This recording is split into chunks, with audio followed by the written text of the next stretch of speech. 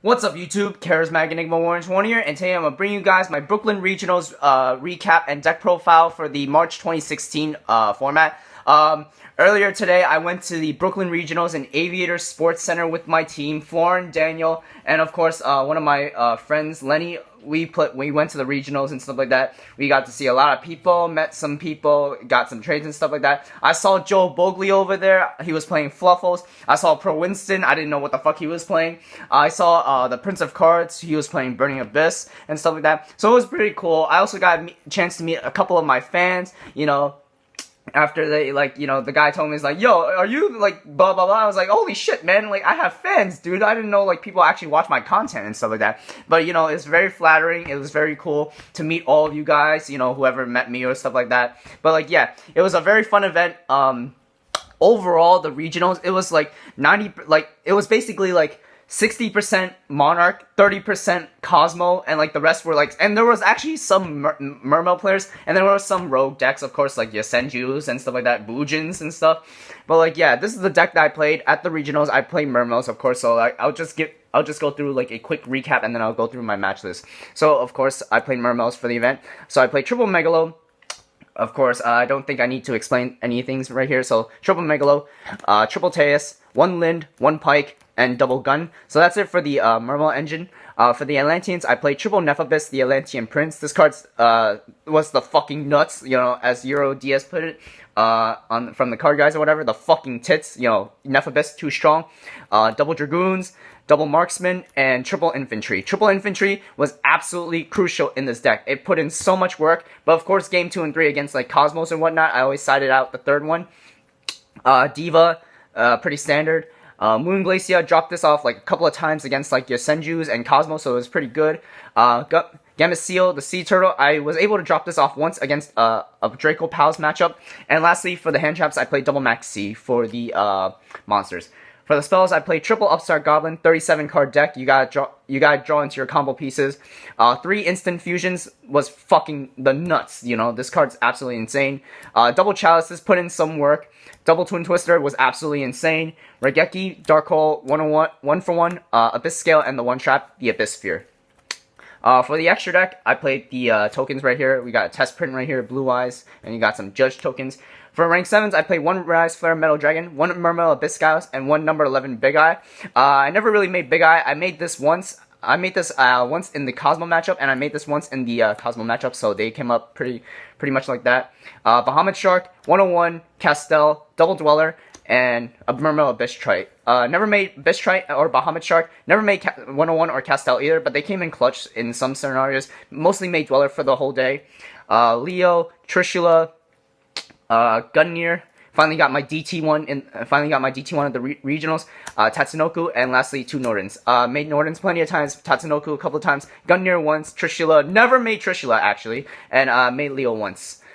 So yeah, that was it for the extra deck. For the side deck, I played double DD Crow. DD Crow actually put in so much work against Cosmo, believe it or not. This card's fucking amazing. Holy shit, man. Triple System Down. 2 Anti-Spell Fragrances. This is basically for Pepe's. Triple Masker Restricts, obvious Monarchs and stuff like that. 2 Shadow Imprisoning Mirrors. I predicted that there would be Burning Abyss and Phantom Knights, so this was the great meta call. 2 Solemn Strikes, and 1 Solemn Warning, just in case my opponent ever made me go first. So round 1, I played against Burning Abyss, so it was a pretty comfortable matchup. I sided in, Shadow Imprisoning Mirrors and stuff like that. So I 2-0'd that. I was able to establish Double Dweller, and I had Regeki in both games, so I stacked and stuff like that, so yeah. That was round 1. Round 2, I played against Draco Pals. He 2-0'd me because of the fact that, I was able to establish some board presence with Nephibus, but when game 1, I was revealing for Megalo, and I was completely oblivious to what his back row was because I didn't know what the hell Draco Palace and traps they played. So I had a Twin Twister in my hand, right? So in Twin Twister in hand, and he had another scale. I could just activate Twin Twister, pop the scale and the back row, which happened to be a bottomless trap hole. So then afterwards, it just basically, whatever, when I summoned the Megalo, he bottomlessed it, and that basically got the game, game 1. So game 2, we went on to game 2. Same scenario, it was late game, I special summoned Megalo. Guess what he did? Ghost Ogre and Snow Rabbit. So he Ghost Ogre, Snow Rabbit, my Megalo. I didn't do shit, so he got me 0-2. Round 3, I played against Cosmo. Now, Cosmo, of course, is the hardest matchup for you because of their spaceships and stuff like that. So game one, I put in a Leo against like his board, and like his board was insane. Like before I had a Murmur of Biscayos, but then afterwards like then afterwards he was able to beat it over. But Leo, he had very little outs to it, so like his field was like Dark Eclipser, Levier, Stormtrooper, Strawman, and all that other good stuff, but he couldn't get over the Leo. But he finally got over the Leo thanks to me entering into my main phase 2, and then afterwards he just like returned Call of the Haunted and popped my shit. So yeah, that was game 1. Game 2, I OTK'd him. I made him go first. He set 1 and passed. I drew Twin Twister, did whatever, and then like I OTK'd him, so that was game 2. Game 3, I guess I could kind of consider this like a misplay. So basically, my field was, I was able to OTK him. So my field was basically having a Teus, a Moon Glacia, a Megalo that can attack twice with the Mizuchi and the Abyss Dweller. So basically, my field was like this: Dweller, Megalo, Teus in defense mode, and Moon Glacia on the field. So I was able to attack, and like, dude, I guess the misplay was I was putting him in defense. I put Murmur of Biscayos in defense mode. Mind you, I was under a max C, so I was like, fuck it, I'll take the max C challenge, see if I could try to OTK him. I did almost OTK him because I was at 8,000 and I left him at 400. So what I did was I overlaid the Megalo for the with the Teus, and then I made Red Eyes Flare Metal Dragon with the Moon Glacia and the Abyss Dweller. So I was like, yo, son, it's game already. Yo, scoop it up. You know what he summoned? Blackluster Soldier, Envoy of the Beginning. I fucking got screwed over by fucking BLS because that motherfucker is a 3K beat stick and it requires no resolution of effects. So I was like, fuck, son, I basically lost to a BLS because like I had no other resources in hand. My field was basically like, I went balls deep into that field and stuff like that. So it's like, yo, whatever, dude. It's just like, fuck it, whatever. I was salty for that turn, but like, yeah, whatever. But overall, it was a fun matchup. So he basically got it 2-1. He 2-1 me.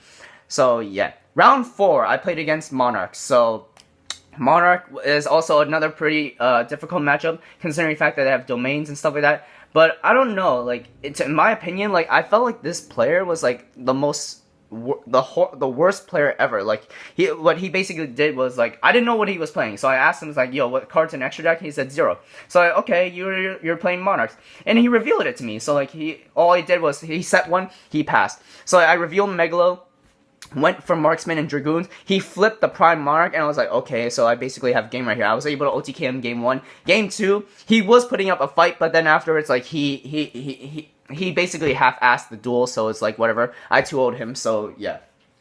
I beat Mermels. I beat Monarch round 4. Round 5, I played against Yosenju Kaiju. Now, this was the deck that actually caught me off guard a little bit, so game 1, he made me go first, and knowing Mermels, of course, they don't really have a big power play when they go first, because of the fact that, 1, he was aware of what I was playing, because, like, he sat next to me a couple of times in the pairings, and, 2, I didn't know what he was playing. Like, I mean, I may have glanced, like, a Battle Fader in his hand one time, and that was it. But, like, overall, he had the better advantage, because he knew what I was playing, and he made me go first. So, like, since I went first, I drew Raigeki and Dark Hole, so they were, like, dead and stuff like that, so, yeah. Game 1, he got it. Game 2, I OTK'd him, like, did the standard OTKs with Nephibus, Dragoons, and all that other stuff. So, yeah, I OTK'd him game 2. Game 3 was such a big grind game. Like, basically, it was late game.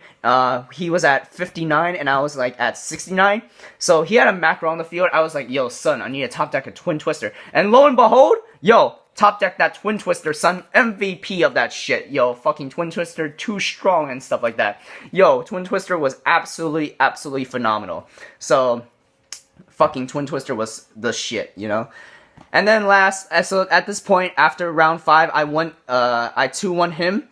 So round 6, actually, it was against another Monarch deck. He 2-0'd me, I bricked twice and stuff like that. So at this point, I'm X3, and I decided to drop out because if you're X3 in the regionals, and it was basically like around a 400-person cap, so like it will be pretty impossible for an X3 record to make it to top 48 to get invites into nationals, but like I don't care. I went there for like the experience and stuff like that. I went there just to see if I could buy and sell some cards, and which I already did. Also, shout out to my teammates Daniel and Florin for doing very well at the regionals. Daniel, who was playing Cosmo, he was up to round 7, I believe. He was X1. So like, he basically only lost 1 round, and it was against Phantom Knight. Florin, he played Fluffo, just like Joe Bogley did. He was X2 until round 4, I believe, and then he became X3, and then he decided to drop. And we decided to all leave because of the fact that we were very, very tired and stuff like that. So yeah, but overall, it was a very fun experience. You know, shout out to my boy Daniel because he's X1 playing Cosmo. He knows the deck inside and out. I'll be making sure to give you guys a deck profile of his profile on Cosmos very, very soon. Hopefully by the time we meet up very, very soon. Also, to my shout out to my friend Lenny. This was his very first regionals, and he actually, until like round 5 or 4, I believe, he was X2. So that's actually not bad, you know. And besides, he also played Monarch, of course, so it's not that bad. But like in the late games, he also started to breaking and stuff like that. So that was bound to happen once or twice before. But yeah. Anyways, the Brooklyn Regionals was fun. I got to meet a lot of people. I got to meet some of my fans, you know, and stuff like that, who watch this bullshit content. But yeah, anyways, that was my whole Brooklyn Regionals recap about my Mermail deck profile for the March 2016 format. Hope that you guys liked the video and subscribe. And if you guys are going to the next event for whatever regionals or Yu-Gi-Oh! Related thing, you know, I'll probably be there, you know, just hit me up and stuff like that. So yeah, anyways, YouTube, that's about it for this video. So yeah, that's it.